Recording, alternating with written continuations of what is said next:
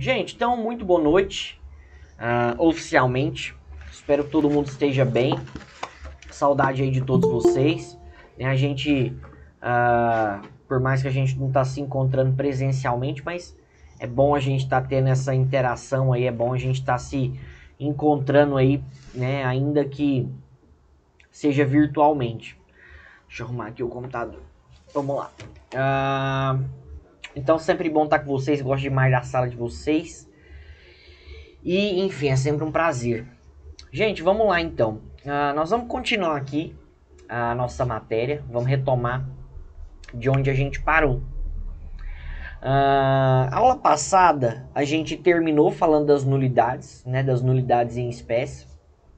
E a gente encerrou falando a respeito dos princípios recursais. Né? Começamos o nosso conteúdo, nosso novo conteúdo, que é a matéria de recursos. E a gente começou falando sobre os princípios que regem os recursos. E o primeiro princípio que a gente falou em relação aos recursos foi em relação ao princípio da voluntariedade. O que é esse princípio da voluntariedade? A gente falou que só recorre quem tem vontade. Não existe de maneira... Perdão, vou fazer o contexto de novo, depois eu coloco a exceção. O princípio da voluntariedade diz que as partes elas são livres para recorrerem. Os recursos eles só são interpostos desde que haja manifestação de vontade das partes. Ou seja, para que exista um recurso interposto é necessário que as partes se manifestem, é necessário que as partes exponham a sua vontade. Se as partes não fazem isso, não há que se falar em recurso. Os recursos, então, eles são voluntários justamente porque eles dependem de manifestação de vontade das partes, do desejo das partes, de verem aquele recurso sendo julgado, sendo processado. A gente falou que essa voluntariedade, ela vale também para o Ministério Público, né, para o órgão de acusação. O Ministério Público ele também não é obrigado a recorrer.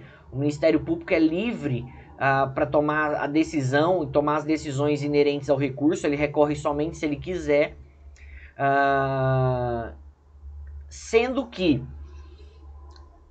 o Ministério Público ele é livre para recorrer, ele não é obrigado a recorrer, porém, a partir do momento que ele recorre, e se ele recorre, ele não pode desistir daquele recurso, certo? Mas, como regra geral, para as partes não há obrigação de recorrer. As partes elas só recorrem se elas quiserem, se elas tiverem vontade, se elas se manifestarem. Não havendo manifestação das partes, não havendo intenção e manifestação dessas partes, não há que se falar em recurso. Beleza. E a gente encerrou a aula passada falando que existe uma exceção. Que existe sim uma situação em que mesmo as partes não querendo recorrer, vai existir um recurso.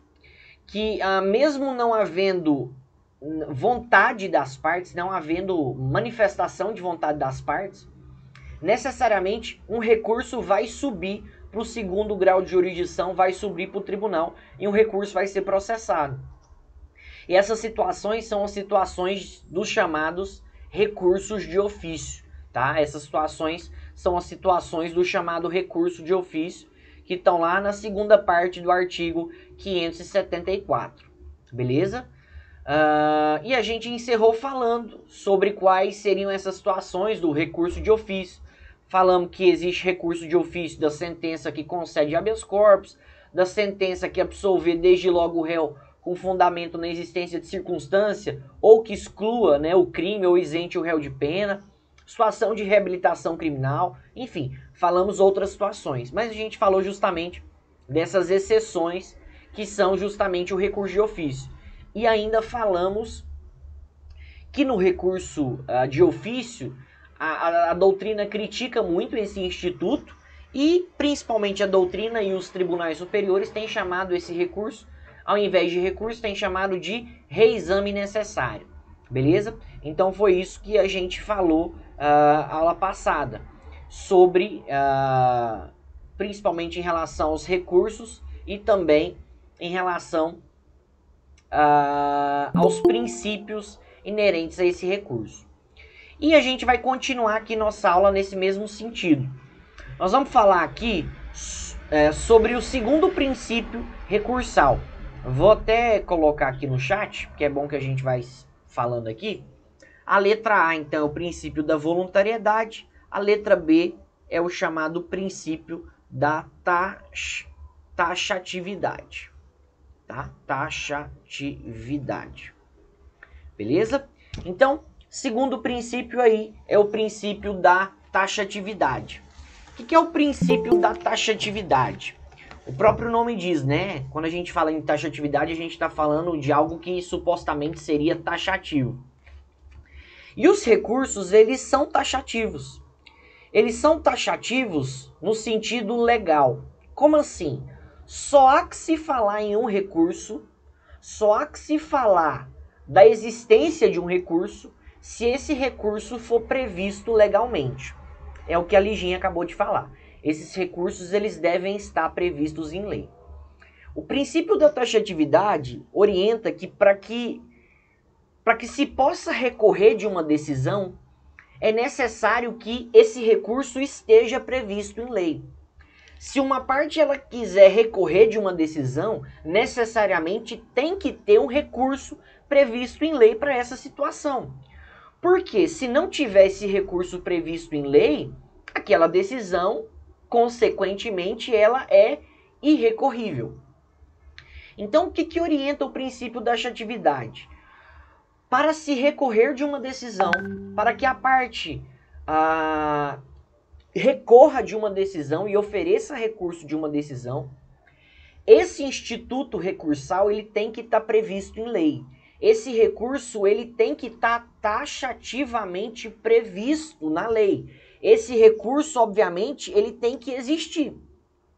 Porque caso não exista a previsão legal desse recurso, aquela decisão legal ela é irrecorrível. A decisão legal, se não tiver recurso para aquela situação específica, aquela decisão ela vai ser irrecorrível. Então, vou até dar um exemplo aqui para vocês. A gente ainda não viu isso, mas já antecipando para vocês. Existe a queixa e a denúncia, certo? Só tentar fazer um raciocínio aqui para a gente poder desenvolver. Imagina que um promotor tem oferecido uma denúncia, beleza? E o juiz, ele tenha rejeitado aquela denúncia. Da decisão que rejeita a denúncia, cabe recurso? Da decisão que rejeita a denúncia, cabe recurso? E aí deixa eu apresentar aqui o Código de Processo Penal. Fala o que vocês acham. Só me fala se vocês acham que cabe ou não. Da decisão que rejeita a denúncia ou rejeita a queixa, vocês acham que cabe recurso? Sim, cabe recurso. Mas por que uma parte ela pode recorrer da decisão que rejeita a denúncia ou da queixa? Porque existe um recurso previsto. E esse recurso está previsto aqui, ó.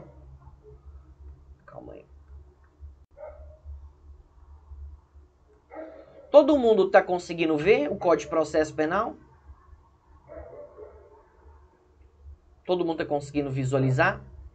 Está na tela de vocês aí? Beleza. Então vamos lá. Artigo 581, tá? Inciso 1. Olha lá. Perdão, inciso 1. Caberá recurso no sentido estrito da decisão, despacho ou sentença que não receber a denúncia ou a queixa. Então, no artigo 581 fala que cabe recurso em sentido estrito da decisão, do despacho ou da sentença que não receber a denúncia ou queixa. Então, obviamente, por que uma parte ela pode recorrer da decisão do juiz que denega a denúncia ou da queixa? Denega a denúncia ou queixa. Porque tem previsão legal de recurso. E é o recurso em sentido estrito, que é chamado de rese. Beleza, agora vamos fazer uma interpretação a contrário senso. Falou que cabe decisão, cabe recurso da decisão que não recebe, ou seja, que nega a denúncia ou queixa. Agora surge a questão: e da decisão que recebe a denúncia ou queixa? E da decisão que receber a denúncia ou queixa? Imagina que o MP oferece uma denúncia, ou imagina que o querelante oferece uma queixa-crime. E o juiz ele recebe. Ele fala, não, tá ok, os pressupostos estão ok, os requisitos estão ok. Recebe a denúncia ou queixa. Cabe recurso da decisão que... cabe recurso da decisão do juiz que recebe a denúncia ou queixa? A resposta é não. A resposta é não. Não cabe. Não cabe recurso da decisão do juiz que recebe a denúncia ou queixa. O que vai caber? Vai caber, eventualmente, um HC ou um mandado de segurança. Vai caber um HC ou um mandado de segurança. Mas HC não é recurso. Mandado de segurança não é recurso.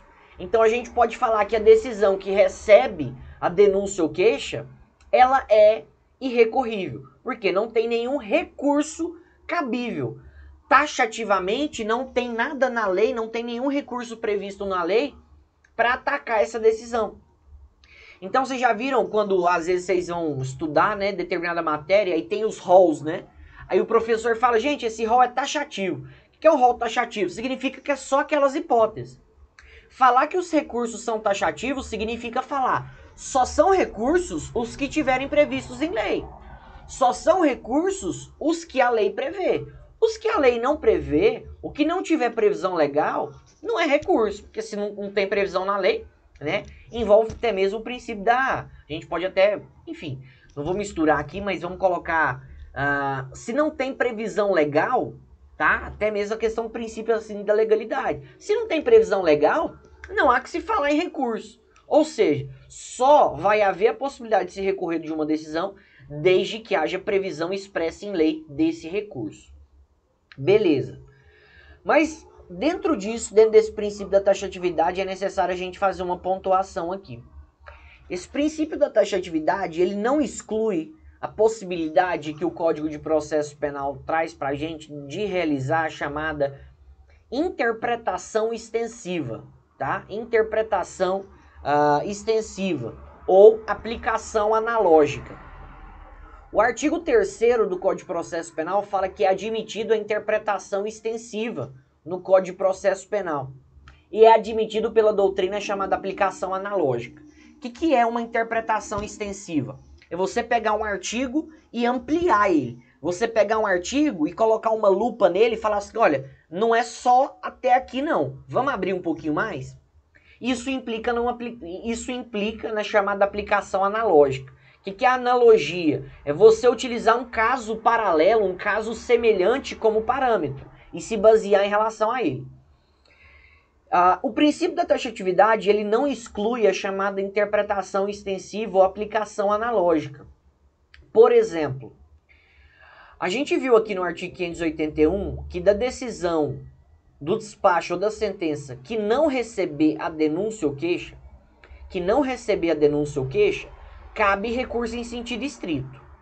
Beleza, agora eu pergunto para vocês, e a decisão do juiz que não recebe o aditamento da denúncia ou queixa? E a decisão do juiz que não receber o aditamento da denúncia ou da queixa? Vocês lembram o que é aditamento da denúncia ou aditamento da queixa? O que é aditar?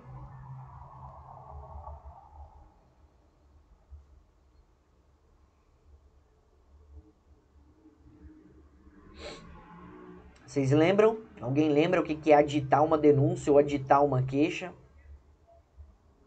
O que significa a palavra aditar, gente?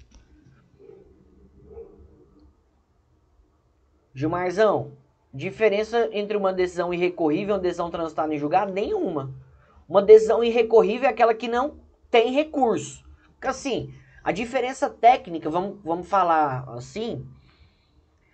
Quando a gente fala de decisão irrecorrível, A gente está falando de decisão que não aceita mais recurso, que não cabe mais recurso. Isso significa decisão transitada em julgado. É a mesma coisa, tá? Por quê? O que é o trânsito em julgado? É uma decisão definitiva. É uma decisão que não aceita mais recurso. É uma decisão judicial que não cabe mais recurso. Essa situação de decisão irrecorrível aqui que eu falei, talvez seja no sentido de não caber mais recurso. Perdão, não. O sentido que eu falei aqui de se não houver recurso previsto em lei, a decisão será irrecorrível, seria no sentido assim, de não ter recurso para aquela decisão, entendeu? Então a decisão irrecorrível, no sentido que eu falei aqui do taxatividade, é no sentido de uma decisão de não ter recurso para aquela decisão, de não existir recurso para atacar aquela decisão. É nesse sentido. Mas em relação à decisão irrecorrível e transitada em julgado, nenhuma. Mas lembrando, uma decisão irrecorrível, ela não aceita recurso, mas ela pode ser impugnada de outras formas. Meios autônomos de impugnação, um remédio constitucional, beleza? Mas em termos de diferença técnica entre decisão irrecorrível e decisão transitada em julgado, nenhuma. Porque toda decisão transitada em julgado é irrecorrível. Toda decisão transitada em julgado é irrecorrível. Beleza? Não admite recurso. Então, sim, em termos técnicos não tem diferença. Aditar, tranquilo, Gilmarzão? De boa? Você tá ouvindo? Tô ouvindo. Tipo assim, a decisão transitada em julgado não tem nada a ver com o esgotamento das instâncias? Não, é o seguinte, não é que não tem a ver, depende. É porque é o seguinte, vamos só falar conceitos, tá? Uma decisão transitada em julgado, o que é uma decisão transitada em julgado? É uma decisão que não tem mais recurso. É uma decisão judicial que não aceita e não admite mais recursos. Normalmente, isso pode ser atribuído ao esgotamento de instâncias, beleza? Normalmente isso pode ser associado e até comumente associado ao esgotamento de instâncias, principalmente no criminal, que aí pode chegar até o STF, digamos assim. Mas, por exemplo, imagina que um processo começou lá no STJ. Vamos supor, processo de competência originária no STJ. Você pode ver, ele não vai correr em primeiro grau e nem vai correr nos tribunais. Ele vai começar no STJ e vai acabar no STF. Então é o seguinte, o esgotamento de instância faz com que os recursos sejam extintos, tá? O esgotamento de instâncias faz com que os recursos, as possibilidades recursais sejam extintas. A nível criminal, tem recurso para o STJ ainda, tem recurso para o STF. Isso faz transitar em julgado. Agora, uma decisão irrecorrível. Vamos colocar aqui. Eu vou só fazer um parênteses aqui, Gilmar. Toda decisão irrecorrível, a gente pode falar que é uma decisão transitada em julgado. Mas nem toda decisão transitada em julgado é uma decisão irrecorrível. Por quê? Tem decisões que não cabe recurso, velho. Aí você pode falar que fez coisa julgada? Pode falar que fez coisa julgada, porque acabou o recurso. Entendeu? Então é o seguinte, toda decisão irrecorrível é transitada em julgado? Toda. Agora, toda decisão transitada em julgado é irrecorrível? Não, porque pode ter decisões que são irrecorríveis simplesmente pelo fato de não existirem mais recursos, ou pelo fato de não ter recurso para aquela situação, mas poder ser atacada por outros meios, Mas no sentido técnico, uma decisão transitada em julgado é uma decisão judicial da qual não cabe mais recurso. Isso pode se dar de que forma? Pode se dar pela situação de não existência de recurso, ou pode se dar pela situação de esgotamento de esfera. Um processo começa aqui no primeiro grau, a parte vai recorrendo, até chegar no STF. Porque lá no STF vai caber recurso extraordinário, vai caber agravo interno, vai caber embargo de declaração, vai caber embargo dos embargos. Acabou os recursos, aí nesse caso transita em julgado. Mas, em termos técnicos, uma decisão irrecorrível é uma decisão transitada em julgado. Isso que você falou de decisão que esgota a instância, o que significa esgotar as instâncias? Significa esgotar os recursos. Se, durante as instâncias, foram esgotados os recursos, ok. Aí a gente pode falar em trânsito em julgado. Mas se passou de instância para instância, mas ainda tem recurso, aí não vai transitar em julgado. Beleza? Tranquilo? Então, bacana. Qualquer coisa você me fala. Não sei se ficou claro, tá, ô Gilmar? Não sei se era mais ou menos isso que...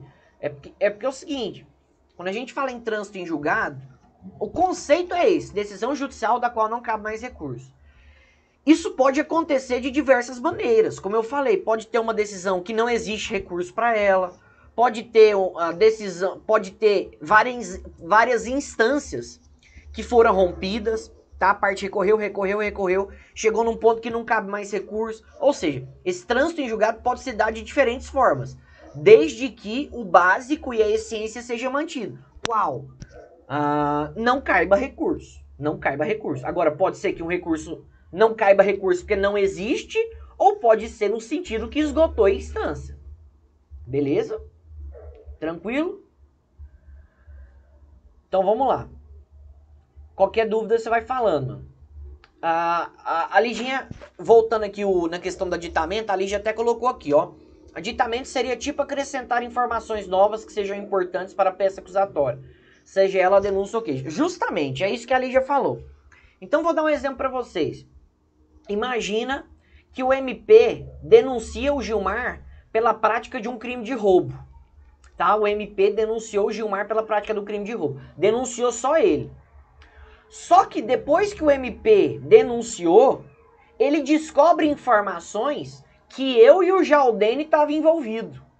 Descobre informações que eu e o Jaldene também participamos do roubo. O que o MP faz? Ele adita a denúncia. Ele acrescenta outros dois autores. Ele altera a denúncia, ele modifica a denúncia, ele complementa a denúncia. E esse aditamento de denúncia é um pedido que é feito. E aí o sentido de interpretação extensiva, de aplicação analógica é justamente isso, porque percebam, o 581 fala que cabe reze da decisão que não receber a denúncia ou queixa, mas não fala da decisão que não recebeu o aditamento da denúncia ou da queixa. Então, nesse caso, a gente pode pegar o inciso 1 e ampliar, estender o sentido dele e fazer uma aplicação analógica. Se cabe reze da decisão que não recebe a denúncia ou queixa, também vai caber reze da decisão que não recebe o aditamento da denúncia ou da queixa. Beleza? Tranquilo? Então vamos lá. Vamos continuar aqui. Nós vamos falar agora sobre o terceiro princípio recursal. Super importante, vamos falar sobre o princípio da fungibilidade. Fungibilidade. Aproveitando aqui e até relembrar conceitos, né? Vocês lembram o que significa algo fungível? O que é algo fungível? O que significa fungível?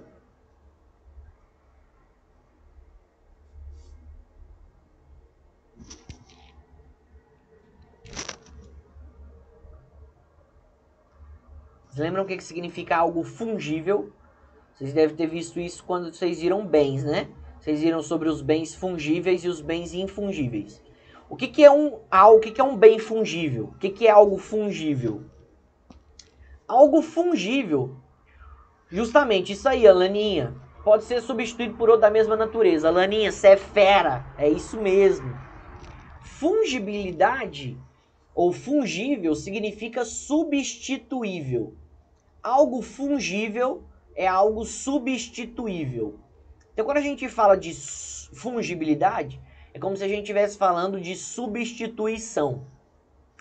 O que é o princípio da fungibilidade?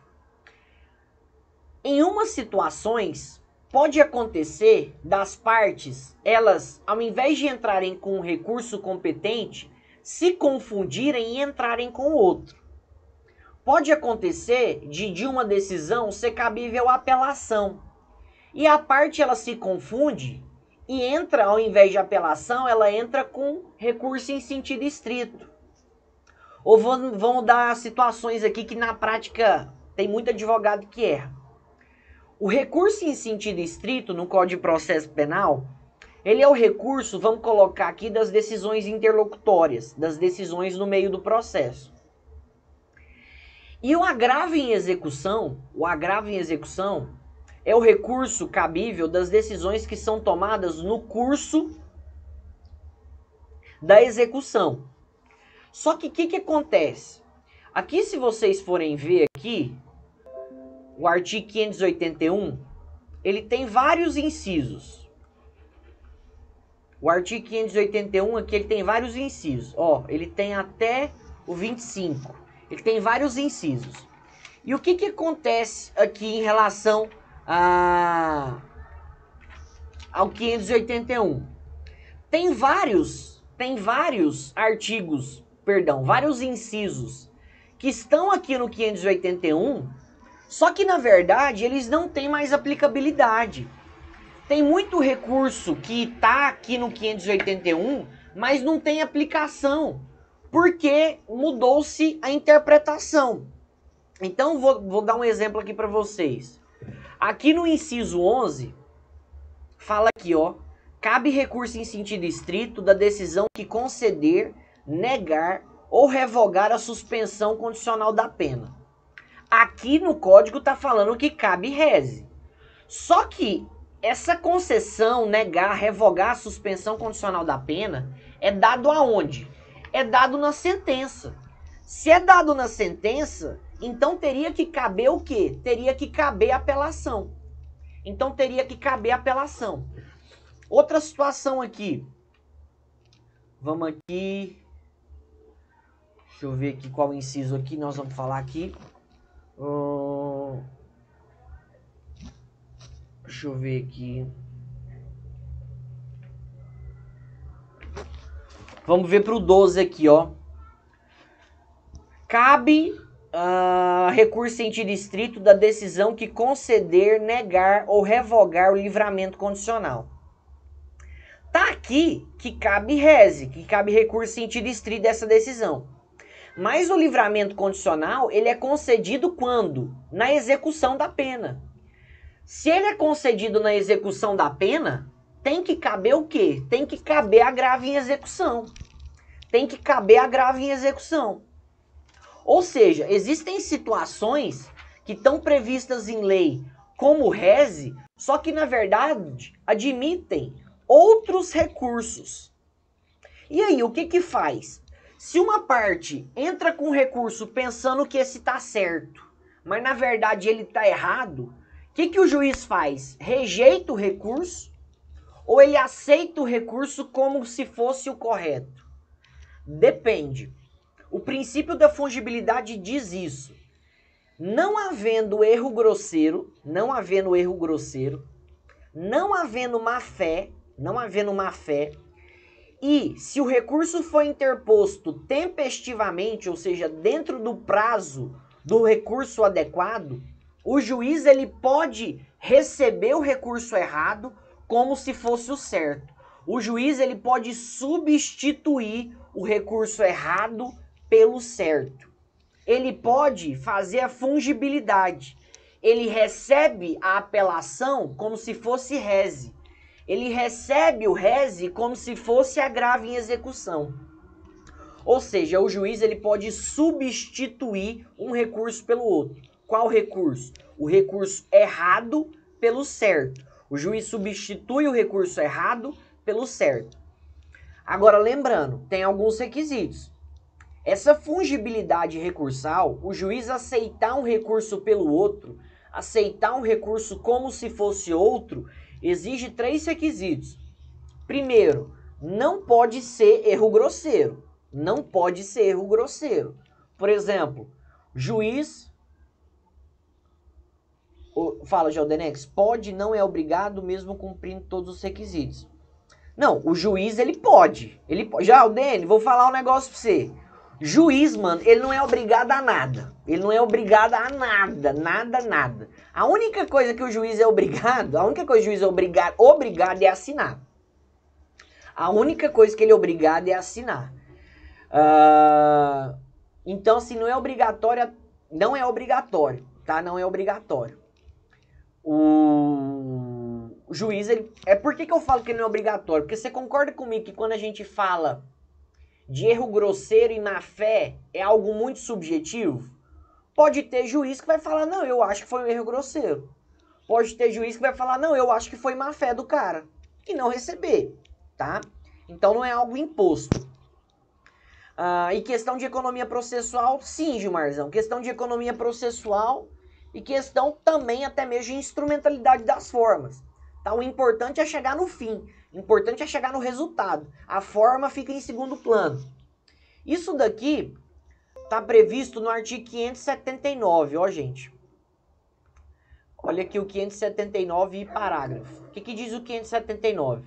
Salvo hipótese de má-fé, a parte não será prejudicada pela interposição de um recurso pelo outro. O Código de Processo Penal só fala em má-fé.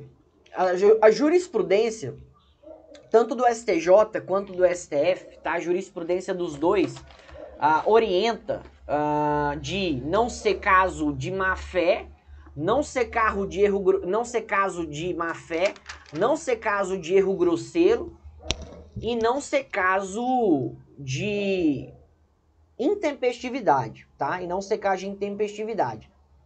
Quem quiser, se vocês até quiserem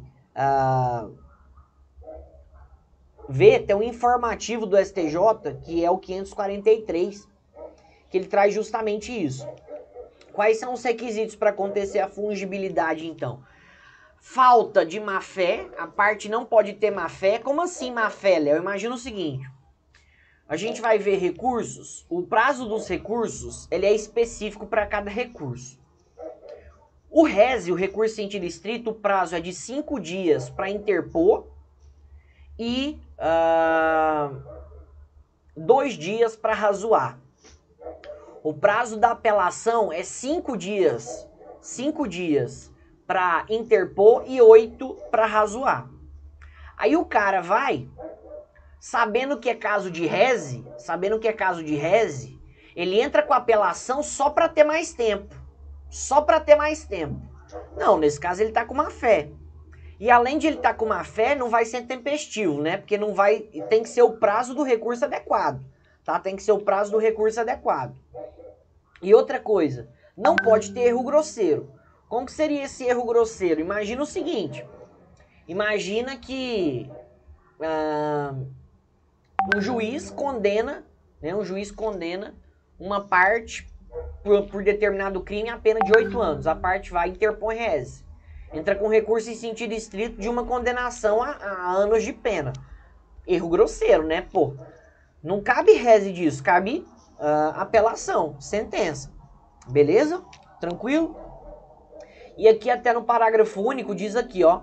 Se o juiz desde logo reconhecer a impropriedade do recurso interposto pelas partes, mandará processá-lo de acordo com o rito do recurso cabível. Ou seja, ele vai seguir o rito do recurso adequado. Vai seguir o rito do recurso cabível. Beleza? Então vamos lá. Vamos falar agora do próximo princípio.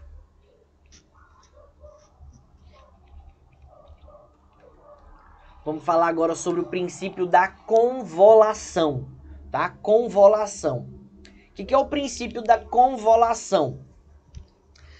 O princípio da convolação, ele se parece com o princípio da fungibilidade, mas ele tem uma diferença. Vamos lá. Primeira coisa, o princípio da convolação é criação doutrinária, tá? Não tem esse princípio da convolação no código. O princípio da convolação necessariamente é só doutrina. O princípio da convolação, ele consiste no aproveitamento, e essa que é a palavra, consiste no aproveitamento de um recurso ou de um meio autônomo de impugnação por meio de duas formas. Então vamos lá, enquanto a fungibilidade ela importa a substituição, Eu queria que vocês tivessem em mente justamente que a convolução ela importa no aproveitamento. Aproveitamento. Então vamos dar dois exemplos, porque são duas situações de convolução. A primeira situação de convolução é quando uma parte ela interpõe um recurso, tá? Ela interpõe um recurso correto, ela interpõe um recurso adequado, mas esse recurso ele fica carecendo de um pressuposto processual. Esse recurso fica faltando um pressuposto processual. Então imagina o seguinte, imagina que a parte entrou com HC, tá? Habeas corpus lá no TJ. E foi denegado, tá? Foi denegado. Dessa denegação de HC cabe duas situações. Ou cabe ROC, recurso ordinário constitucional para o STJ, ou cabe novo HC,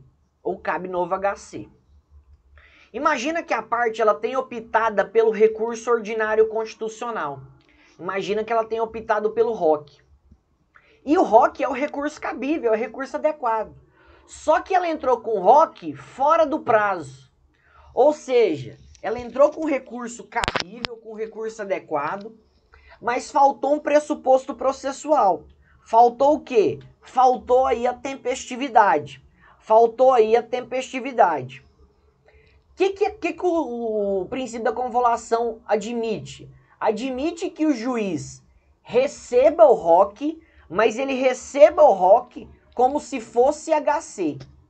Ele recebe o ROC e conhece o ROC, mas ele conhece como HC. Ele conhece como se fosse habeas corpus. Ou seja, ele aproveita o ROC, aproveita o recurso ordinário constitucional, tá? Aproveita o recurso ordinário constitucional, mas como é intempestivo, como foi fora do prazo, conhece o ROC como se fosse HC, como se fosse habeas corpus. Ou seja, nessa primeira situação, a parte entrou com o recurso certo. Ela entrou com o recurso certo. Só que faltou algum pressuposto processual. Por ter faltado algum pressuposto processual, o juiz ele pode aproveitar aquela peça, ele aproveita aquele recurso, mas ao invés de conhecer como ROC, ele conhece como se fosse HC, conhece como se fosse habeas corpus. Beleza? Tranquilo? Então vamos lá. Vamos agora a outra situação da convolução. E aí só queria que vocês percebessem a diferença, tá, gente? No princípio da fungibilidade, a parte entrou com recurso errado. E o juiz recebe como se fosse o certo. Aqui não. Na convolução, a parte entra com recurso certo, com recurso adequado. Só que como falta um pressuposto processual, o juiz aproveita aquele recurso e conhece como se fosse outro. Beleza? Vamos lá. Segunda situação de convolução. É quando o juiz ele aproveita um recurso, mas ele converte ele para uma espécie mais benéfica. A parte entra com recurso, de novo, entra com recurso adequado, entra com recurso correto, só que o juiz ele faz a conversão daquela peça, daquele recurso para um recurso ou outro meio de impugnação que seja mais proveitoso, que seja mais benéfico à parte. Então imagina o seguinte, imagina que um juiz ele condenou determinado réu, tá? Um juiz ele condenou determinado réu. E vamos supor que era o juiz de última instância, vamos supor que tenha transitado em julgado. Dessa decisão, cabe, como não cabe recurso, só cabe, inicialmente, revisão criminal. A parte descobre que o juiz que deu a sentença era absolutamente incompetente, ou seja, percebe que teve uma nulidade absoluta, tá? Percebe que teve uma nulidade absoluta.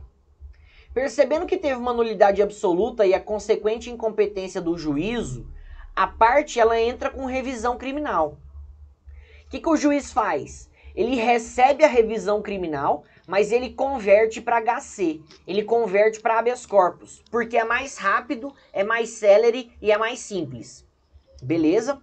Então, na segunda situação de convolução, a parte entra com recurso adequado, com recurso correto, mas o juiz, ele aceita aquele recurso e converte. Converte para outro meio mais benéfico. O juiz vendo que a forma mais benéfica para a parte, por ser mais célere, por ser mais fácil, por ser mais simples, é o HC, ele recebe a revisão criminal e processa como se fosse HC. Ou seja, ele converte como HC. Beleza? Então, a diferença é que na fungibilidade a parte entra com recurso errado e o juiz substitui pelo certo. Na convolução a parte entra com recurso certo, com recurso adequado. Mas o juiz ou vai aproveitar um recurso que faltou algum pressuposto, conhecendo como se fosse outro, ou ele vai receber um recurso e converter para o outro mais benéfico. Beleza? Tranquilo? Tranquilo? Então, show. Vamos lá, então. Vamos falar agora de um princípio bastante importante. Sempre cai em prova da OAB, sempre cai em prova de concurso. Vamos falar agora sobre a letra E. Sobre a vedação da reformatio impejus. Vamos falar agora sobre o princípio da vedação da reformatio impejus, da proibição da reformatio impejus. O que significa vedação da reformatio impejus? Significa vedação da reforma em prejuízo, vedação da alteração para pior, justamente que o Gilmarzão falou, para pior. Qual que é a consequência dessa vedação da reformatio impejus? Significa o seguinte, vou dar um conceito genérico, tá? E depois eu aprofundo. Princípio da vedação da reformatio impejus significa que a situação do réu, ela não pode sofrer piora, ela não pode ser piorada nos casos em que apenas a defesa recorre. Então, conceitinho básico. Vedação da reformatio impejus significa que a piora da situação do réu não pode acontecer, ou seja, a situação do réu não pode ser piorada nos casos em que somente a defesa recorre de uma decisão. Então, vou dar um exemplo e depois eu passo para o desenvolvimento aqui. Vamos falar primeiro, porque tem duas reformatio impejus, tá? Tem a reformatio impejus direta e tem a reformatio impejus indireta.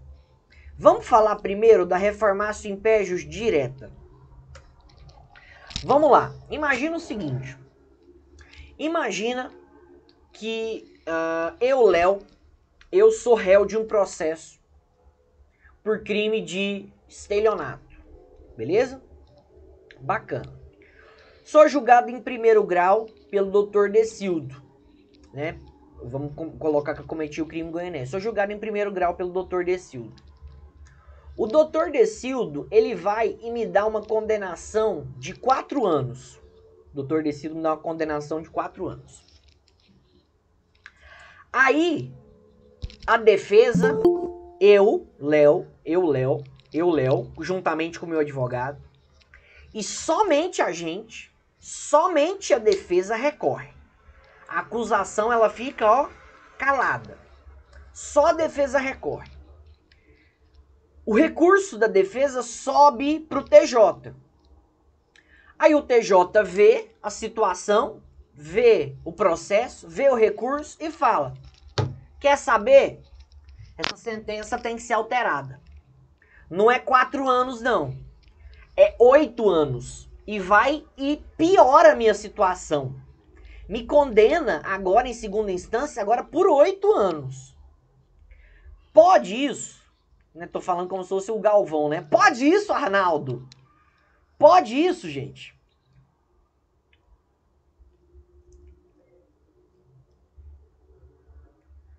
O que vocês acham? Não precisa responder agora, tá? Não precisa pensar de forma técnica aqui. Fala a opinião de vocês. Vocês acham que pode ou vocês acham que não pode? Pensa na estrutura. Somente a defesa recorreu. Só a defesa recorreu da decisão. Aí o tribunal vai e piora a situação do réu. Recurso exclusivo de defesa. O que vocês acham? Não pode. E aí você pode perguntar assim pra mim, eu vou te responder de forma mais simplista do mundo. Léo, mas não pode por quê? Uai, se eu soubesse que ia piorar a minha situação, eu não tinha nem recorrido. Não é? Pensa, se o réu soubesse que a situação dele ia piorar, é melhor ele ter ficado quieto. É melhor ter ficado calado. Se eu tava com uma pena de 4 anos, continuasse com a de 4 anos, pra que eu fui recorrer e aumentou pra 8? Beleza? O que fica pro réu? Dei bobeira de recorrer. Fui recorrer e ó, me lasquei. Percebam, essa situação da reformatio impégios direta, ela exige que seja um recurso exclusivo da defesa. Seja recurso exclusivo da defesa. E aí eu até falo para vocês um caso. Gente, se tiver recurso da acusação também, o tribunal pode piorar. O tribunal ele não pode piorar quando for recurso exclusivo da defesa. Se tiver recurso da acusação também, pode piorar, pode agravar à vontade. Exemplo, no caso do Lula. No caso do Lula. Vocês lembram o que aconteceu no caso do Lula? O Moro ele condenou ele, se eu não me engano, a 8 anos.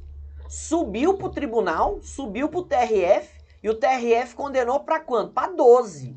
Para 12. E aí alguém pode me perguntar assim, uai, Léo, mas por que do Lula pôde piorar? Porque na do Lula recorreu os dois. Recorreu a defesa e recorreu a acusação. Recorreu a acusação, recorreu o MP e recorreu a defesa. Entendeu? Agora, se fosse só a defesa do Lula, o TRF não poderia piorar, beleza? Justamente por causa do princípio da vedação a reformatio impégios. E aqui eu trago para vocês a previsão legal disso daqui. Tá aqui no artigo 617. O que diz aqui no artigo 617? Olha lá. O tribunal, câmara ou turma atenderá nas suas decisões ao disposto no artigo 383, 386 e 387 que for aplicável. Aí o que diz aqui no final? Não podendo ser agravada a pena quando somente o réu tiver apelado da sentença. Não podendo ser agravada a pena somente quando o réu houver apelado da sentença. Beleza?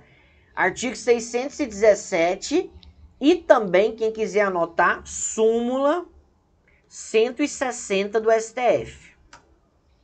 Vamos lá, Gilmarzão perguntou. Mas e se no grau anterior houve uma má avaliação das provas dos autos? Vai poder piorar? Gilmarzão, excelente. Agora você me deu a deixa para falar da reformatio impégios indireta. Na indireta. O que é a reformatio impégios indireta? Vou até usar o exemplo do Gilmar aqui. Vamos colocar aqui. Vamos ver aqui. Não sei se é isso que o Gilmar estava perguntando, mas... Calma aí, deixa eu ver aqui o que você perguntou, Gilmar, rapidão. Mas e se no grau anterior houve uma má avaliação da prova dos autos? Vai piorar? Não. Se só a defesa recorreu, não pode. Não, se só a defesa recorreu, não pode. Mesmo que tenha sido uma avaliação ruim. Mesmo que tenha sido uma avaliação ruim. Sendo que não pode nem revisão criminal pró societá, não pode nem revisão criminal a favor da acusação, tá? Então fica do jeito que tá. Mesmo se teve uma má avaliação da prova dos autos. Não pode piorar. Beleza? Agora, Gilmar, deixa eu só falar uma coisa aqui pra você, só pra também entender a sistemática. Se teve uma má avaliação da prova dos autos, o que vai acontecer? O MP vai recorrer. Vai ter recurso da acusação. Se o MP vê que as provas dos autos não foram bem avaliadas, o MP vai recorrer. Então, se o juiz condena a 6 anos, o MP fala, você tá louca, e 6 anos nunca. As provas estão muito claras. Ele vai recorrer. E aí, se o MP recorre a acusação ou defesa, aí vai piorar. Se o MP recorre e a defesa recorre, aí pode piorar à vontade. Beleza? Tranquilo? Beleza. Vamos falar agora na situação de reformácio impégios indireta. O que é reformácio impégios indireta? Imagina a seguinte situação. Imagina que eu, Léo, eu tenha sido condenado, de novo, por o crime de estelionato e que foi me dado uma pena de 4 anos. Beleza. Eu, Léo, vou e recorro dessa decisão lá pro TJ. Só que no meu recurso eu alego que o juiz é incompetente. Alego que teve uma nulidade absoluta. Beleza? O que o tribunal faz? Provê o meu recurso e anula a sentença de primeiro grau. Cassa a sentença de primeiro grau. E o que o tribunal determina? Faz outra. Faz com o juiz agora competente. O novo juiz agora competente, ele pode me condenar a uma pena de 6 anos maior do que a do juiz incompetente? De novo, desde que haja recurso exclusivo da defesa. Somente recurso exclusivo da defesa. Não pode. Não pode. Na reformácio impégios indireta, acontece recurso exclusivo da defesa. Eu sou condenado por um crime. Recorro dessa decisão falando que contém uma nulidade absoluta no processo. O tribunal vai e anula, cassa a sentença de primeiro grau e manda fazer uma nova. Se só a defesa recorreu, o novo juiz, não pode dar uma sentença pior do que a primeira. Não pode dar uma sentença mais grave do que foi a primeira. Mesmo raciocínio. Se eu soubesse que a sentença ia ser pior, nem recorrido eu tinha. Se eu soubesse que eu ia piorar a minha situação, nem recorrido eu tinha. Tinha deixado do jeito que estava. Beleza? Então é o seguinte, é proibido, é vedado tanto a reformácio impégios direta quanto a indireta. É vedado, é proibido tanto a reformácio impégios direta quanto a indireta. As duas são proibidas. Então, por que retirar o juiz incompetente? Por causa de nulidade. Porque o processo não pode correr nulo. O processo não pode ter alguma, digamos assim, uma nulidade mesmo, né? Um defeito. Tem que anular porque tinha que anular. Porque teve nulidade absoluta. Mas a sentença do novo juiz não pode ser pior que a do outro. Retirar o juiz incompetente é para sanar a nulidade. Esse é o sentido. Beleza? Retirar o juiz incompetente é para sanar a nulidade, para corrigir o defeito. Não vai aproveitar todos os atos. Quer dizer, aproveita os que não for decisórios, né? Igual a gente falou daquela vez passada. Aproveita todos, menos os decisórios. Vai ter que ser feita uma nova sentença. O restante aproveita. Mas os decisórios não. Lembra que a gente falou no artigo 567? No caso de incompetência do juízo, somente serão anulados os atos decisórios. Então, os decisórios anula, o restante deixa. Beleza? Só tem que fazer uma nova sentença. Então, gente, é proibido, é vedado tanto a reformácio impégios direta quanto a indireta, tá? Então, esse princípio da vedação da reformácio impégios implica não só na direta, mas na indireta. Lembrando, gente, para que não aconteça a piora dessas situações, deve haver recurso exclusivo da defesa. Deve haver recurso exclusivo da defesa. Não se pode piorar a situação do réu no caso de recurso exclusivo da defesa. Se tiver recurso da acusação, pode piorar, pode aumentar, tá? A reformácio impégios vale para o recurso exclusivo da defesa. Percebam a diferença. Na direta, um tribunal, tá, aumenta a pena do primeiro grau. Na indireta, isso acontece por via reflexa, por via oblíqua. Tem uma sentença de primeiro grau, tem uma nulidade. O tribunal caça, anula a sentença e tem uma nova sentença de primeiro grau que piora. Percebam, na reformácio impégios indireta, quem piora a situação do réu não é o tribunal. Não é o juiz adquém, não é o tribunal. É o próprio juiz acó, só que o novo juiz. Beleza? Agora, isso daqui que eu vou falar é doutrina, tá? Isso aqui que eu vou falar é doutrina. Não tem previsão isso no código, só vou falar para vocês. Em relação... E quando, por exemplo, vamos colocar aqui... Quando tem um recurso exclusivo da acusação, e a situação do réu melhora. Vamos supor o seguinte. Eu, Léo, fui condenado pelo estelionato. Pena de 4 anos. O MP, somente o MP recorreu.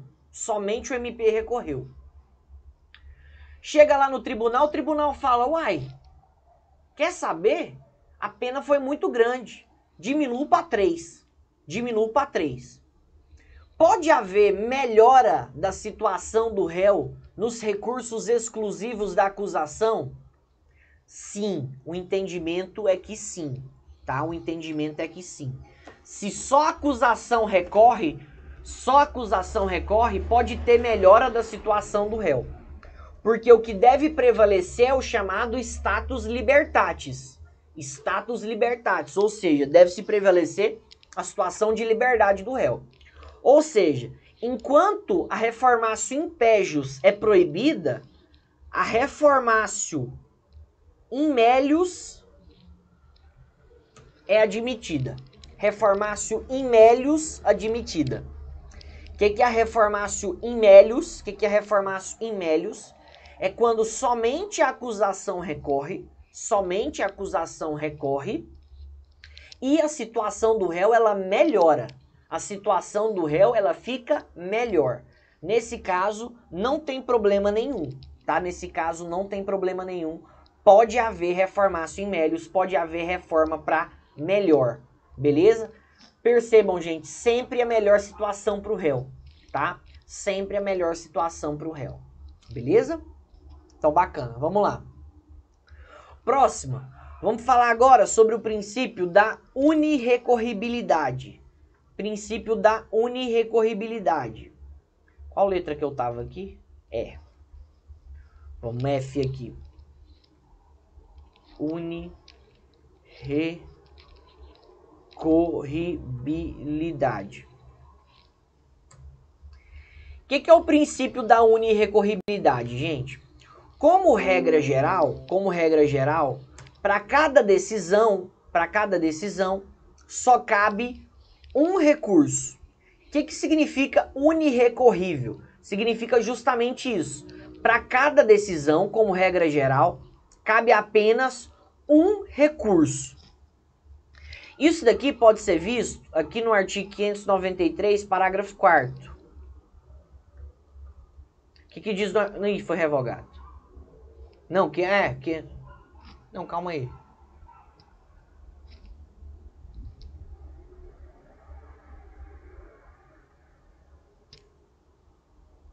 Não é aqui não.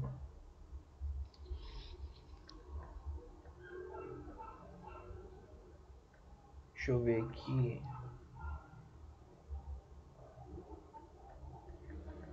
Não, esqueci qual que é o artigo aqui agora. Como regra geral, gente, vai caber somente um recurso para cada decisão. Ou seja, para as sentenças vai caber apelação, para as decisões interlocutórias vai caber rese. Ou seja, achei aqui, velho. Tava olhando 594. 593, parágrafo 4º. Quando cabível a apelação, não poderá ser usado o recurso em sentido estrito, ainda que somente de parte de decisão se recorra. Então, quando cabível a apelação, quando somente a apelação for cabível, não pode também, ou seja, junto com a apelação, entrar com recurso em sentido estrito. Justamente por quê, gente? Justamente porque só cabe um recurso por vez. Porque se tiver mais de um recurso, vai virar bagunça. Se tiver mais de um recurso, vai virar bagunça. Beleza? Vamos lá. Agora, tem exceção? Tem exceção. Como regra geral, cabe somente um recurso por vez. Quando eu falo por vez, por decisão, tá? E a fungibilidade? Não, mas é o seguinte. Quando eu falo que só cabe um recurso por vez, é o seguinte, Gilmarzão. Eu não posso entrar com 2 recursos ao mesmo tempo. Na fungibilidade, eu entro só com um. Só que eu entro com o errado. E o juiz, ele aceita ele como se fosse o certo. Eu entro com reze errado. O juiz aceita o reze como se fosse apelação. Mas eu entrei com um só recurso. Esse princípio da unirrecorribilidade está falando o seguinte. De uma sentença, imagina o seguinte. Imagina que numa sentença, tá? Imagina que numa sentença, o juiz tenha me condenado, tá? Ele tenha me condenado a uma pena, por exemplo, a uma pena de 10 anos. E vamos colocar aqui, deixa eu ver outra decisão aqui que ele pode ter tomado aqui. Deixa eu só ver uma decisão aqui cabível de reze aqui. Benção.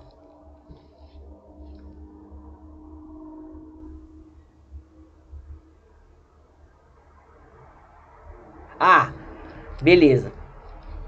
Só pra você ver aqui, Gilmar. Se você for ver aqui, ó. Tá vendo aqui, ó? Cabe reze da decisão que conceder ou negar a ordem de habeas corpus. Beleza? Imagina o seguinte. Imagina que o juiz, ele me dá uma sentença, tá? Ele me dá uma sentença. Ele nega o meu HC, e me condena. Eu posso entrar com apelação e reze. Eu entro com apelação em relação à pena e reze e reze por causa do HC? Não, não pode. Eu posso entrar só com apelação. Só com apelação. Ou seja, para cada decisão cabe apenas um recurso. Eu não posso em uma decisão só entrar com dois recursos. Uma decisão entrar com 3 recursos. Não, tanto é que nas apelações justamente isso. Mesmo que de uma sentença caiba reze, se couber apelação, eu não posso entrar com os dois juntos. É só com apelação. Beleza? É um por vez. Não é uma possibilidade única, não. Eu posso entrar com apelação agora, posso entrar com reze depois, posso entrar com embargos infringentes depois. Agora, por vez, eu só posso entrar com um. O que eu não posso é entrar com vários de uma vez só. Justamente, um por vez. Para cada decisão, somente um recurso. Só um recurso, beleza? Agora, tem exceção, Léo? Tem exceção. Qual que é a exceção? Quando uma decisão, ela contrariar, ela ofender lei federal e a Constituição Federal ao mesmo tempo. Nesse caso, eu vou poder entrar com RESP, com recurso especial, e RE, com recurso extraordinário, tá? Então, quando uma decisão, ela ofender lei federal e a Constituição Federal ao mesmo tempo, nesse caso eu posso entrar com RESP e com RE. Posso entrar com recurso especial para o STJ, por causa de desrespeito à lei federal, e posso entrar com RE para o STF, no caso de desrespeito à Constituição Federal. Beleza? Então, princípio da unirrecorribilidade, um recurso por vez para cada decisão. Exceção, RE e RESP. Beleza? Último princípio aqui para a gente falar hoje é o princípio da complementariedade. Princípio da complementariedade.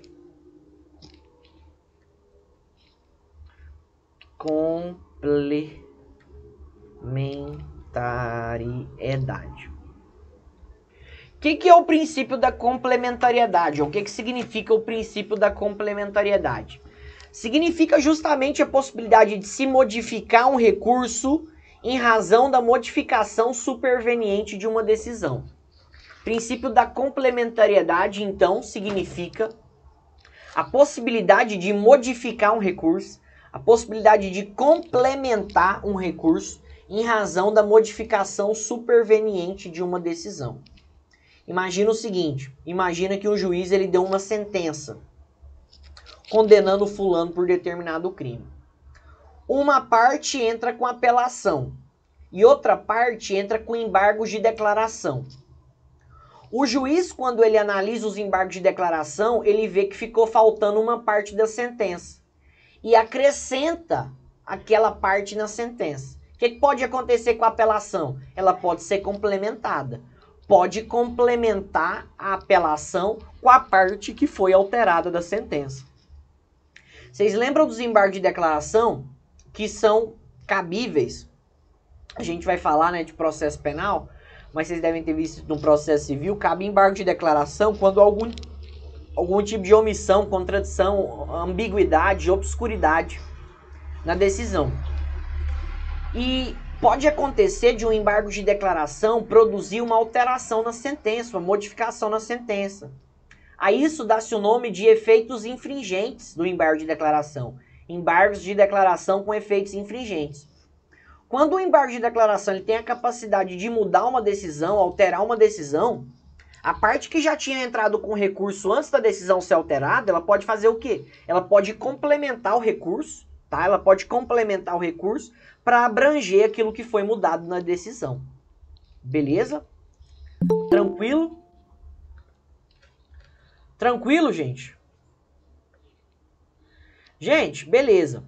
O que eu queria falar com vocês? Quero fazer um exercício aqui com vocês para ver, né, uma dinâmica, ver se vocês topam.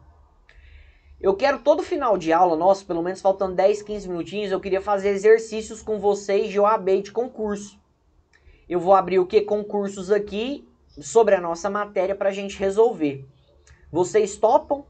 Pode? Pode? Então tá beleza. Vamos abrir aqui. Vou abrir o que? Concurso aqui. Calma aí.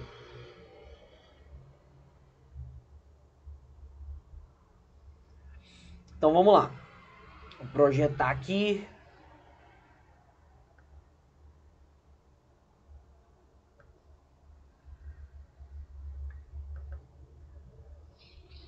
Vocês estão conseguindo ver? Vocês estão conseguindo ver?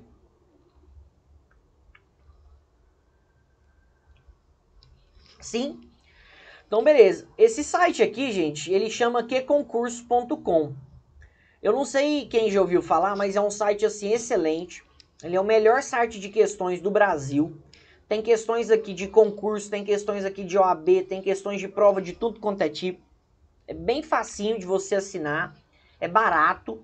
Então, assim, eu como professor e como amigo, eu recomendo, tá? Vale muito a pena quem tiver interesse em continuar no direito. É um site excelente. Então, vamos lá.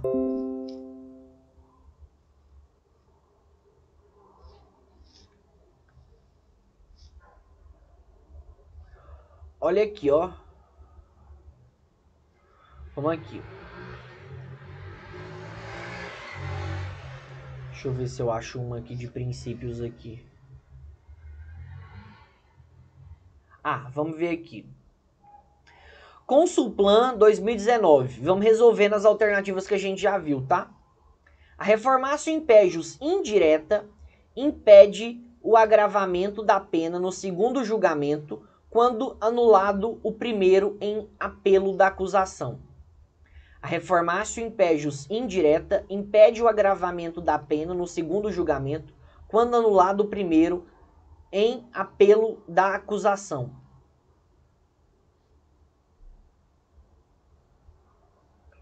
O que vocês acham?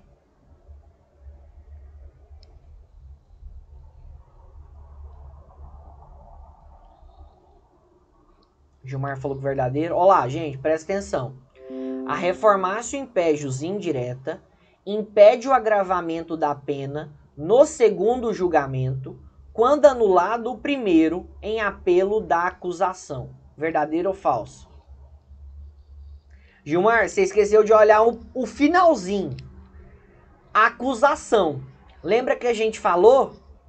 Não pode haver reformácio impégios direta e indireta quando for recurso exclusivo da defesa. Percebam que é uma situação aqui de reformácio impégios indireta.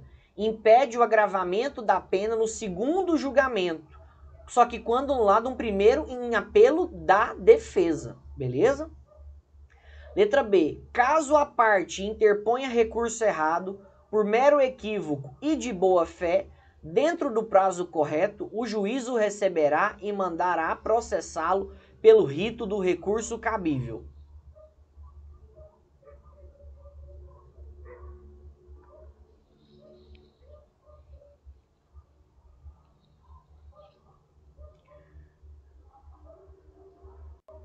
Então vamos lá. Caso a parte interponha recurso errado por mero equívoco, tá? E de boa fé, dentro do prazo, o juiz receberá e mandará processá-lo pelo rito do recurso cabível. Verdadeiro, vamos lá. Acertamos, beleza? Resposta correta dentro do que a gente já viu. Tem muita coisa ainda que a gente não viu. Deixa eu ver aqui uma matéria aqui que a gente já viu.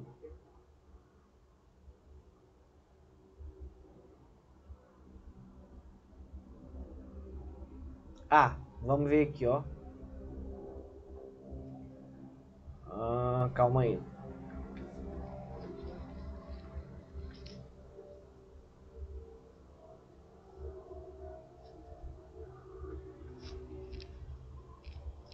Vamos lá, ó. Essa daqui, ó. No que tange a disciplina dos recursos em processo penal, é permitido ao Ministério Público, em razão da sua independência funcional, ou por se convencer do acerto da decisão proferida, desistir de recurso que haja interposto.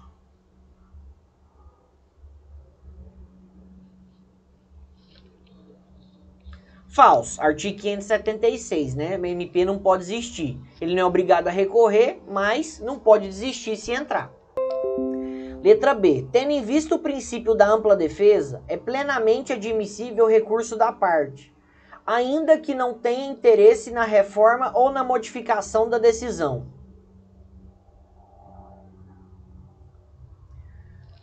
Tendo em vista o princípio da ampla defesa, é plenamente admissível o recurso da parte, ainda que não tenha interesse na reforma ou na modificação da decisão. Falso, né, gente? Se a parte ela não tem interesse na modificação, na reforma da decisão, né, não há que se falar em recurso. Ó, essa daqui, a resposta certa é a letra C aqui.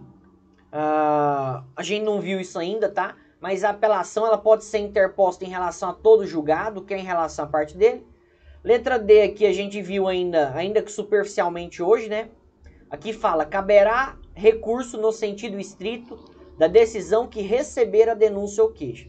Não, cabe recurso da decisão que não receber. Beleza? E a última, que é o princípio extensivo, a gente não viu ainda. Deixa eu ver aqui.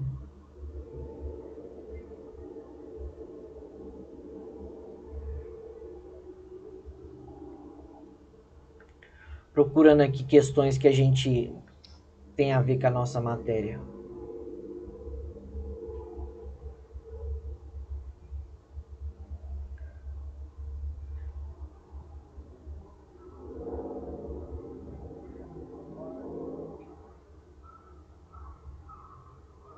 Vamos ver essa daqui, vamos tentar fazer essa de 2015 aqui, ó.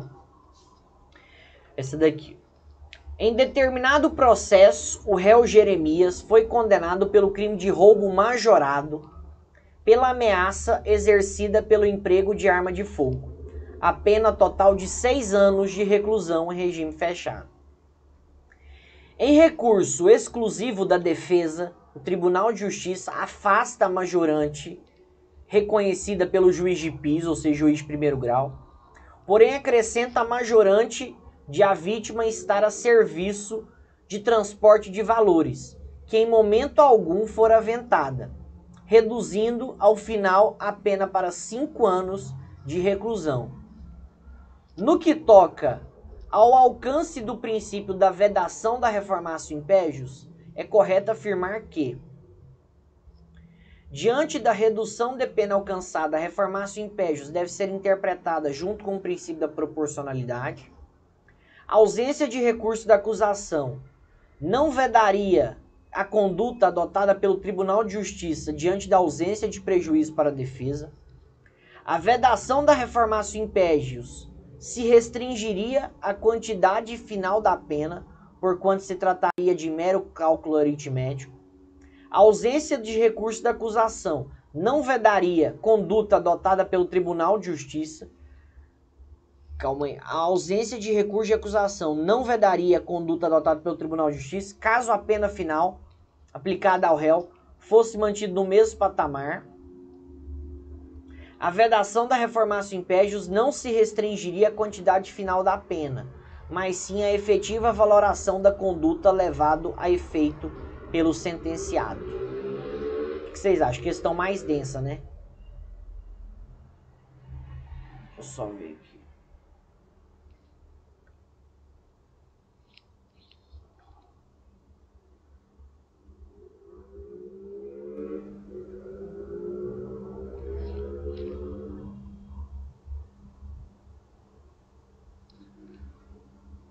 Calma aí. Ó, a lei processual mais nova aplica-se retroativamente. Não, essa daqui não, lá embaixo, né? Diante da redução da pena alcançada, a reformatio impégios deve ser interpretada junto com o princípio da proporcionalidade. Beleza. A ausência de recurso da acusação não vedaria a conduta adotada pelo TJ diante da ausência de prejuízo para a defesa. Tá. A vedação da reformatio impégios se restringiria à quantidade final da pena, porquanto se trataria de mero cálculo aritmético. A ausência de recurso da acusação não vedaria a conduta pelo Tribunal de Justiça, caso a pena final aplicada ao réu fosse mantida no mesmo patamar. A vedação da reformatio impégios não se restringiria à quantidade final da pena, mas sim à efetiva valoração da conduta levada a efeito sentenciado. Resposta correta aqui teria que ser a letra E, mas aqui é por jurisprudência, tá, gente? Porque aqui, apesar da quantidade de pena ter diminuído, eles mudaram aqui. O que eles mudaram aqui, ó? Ele acrescentou a majorante. Ele acrescentou a majorante da vítima que está em serviço. Então, nesse caso aqui, haveria prejuízo. Tá? Haveria prejuízo. A resposta correta aqui seria a letra E. Aqui só para mostrar para vocês que tem comentários, tá? Embaixo. Todas as questões são comentadas, bem legal. Vamos lá aqui.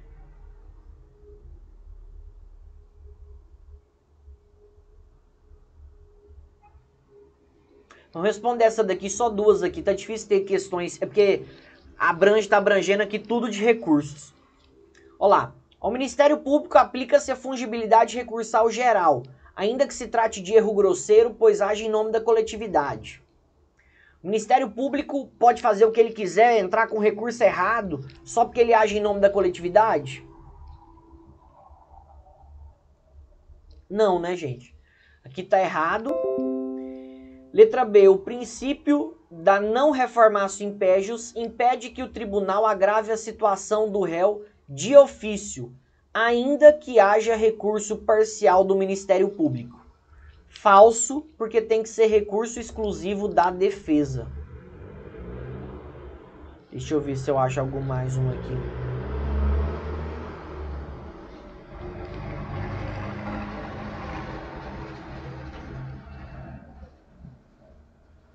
Eita, beleza.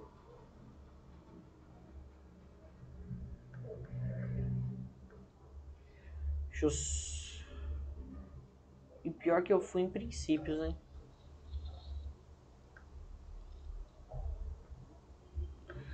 Queria ver uma de princípios aqui.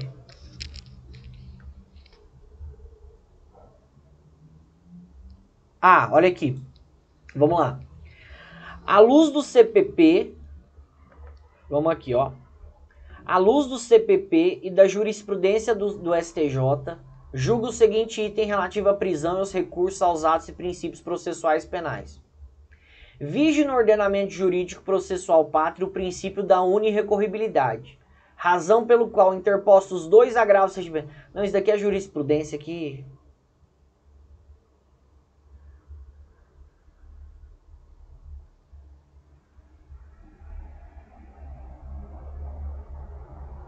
Vamos tentar essa daqui, ó. Olha aqui, gente. Só pra vocês verem, questão de juiz aqui, tá? Juiz lá da Amapá, ó lá. Responder as 3 primeiras.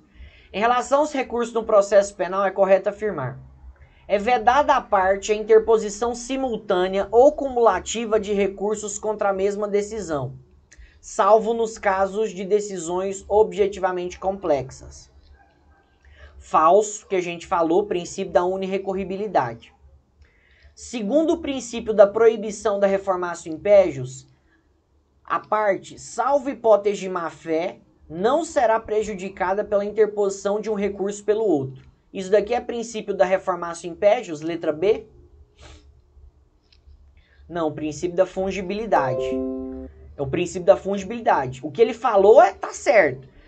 Que um recurso, né, salvo hipótese de má-fé, não vai ser prejudicado por outro. Mas esse princípio não é da reformatio impégios, é da fungibilidade. Em razão do princípio da obrigatoriedade, o Ministério Público deve recorrer da decisão absolutória e não pode desistir do recurso interposto. Em razão do princípio da obrigatoriedade, o Ministério Público deve recorrer da decisão absolutória. Não, o Ministério Público não deve recorrer, não. Como a gente falou, o princípio da voluntariedade, né? Ele pode ou não recorrer. E ele não pode desistir. Cabe apelação da decisão que não receber a denúncia, ok? Não, não é apelação. É recurso em sentido estrito. Gente, então é isso. O que eu queria falar para vocês.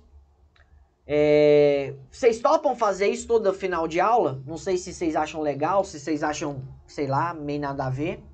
Porque eu pensei nisso, achei que era uma forma da gente estar respondendo questões, da gente estar, né, fazendo e tal. Então a gente vai tentando fazer isso toda aula. Beleza? Pode ser? Então beleza, gente. Gente, valeu demais. Fica com Deus. Deus abençoe. Ótimo final de semana aí pra vocês. Bom descanso. Final de semana abençoado. E tudo de melhor aí pra vocês. Tá bom? Jesus abençoe a semana de todo mundo. Tá bom? Fica com Deus. Deus abençoe. Valeu demais.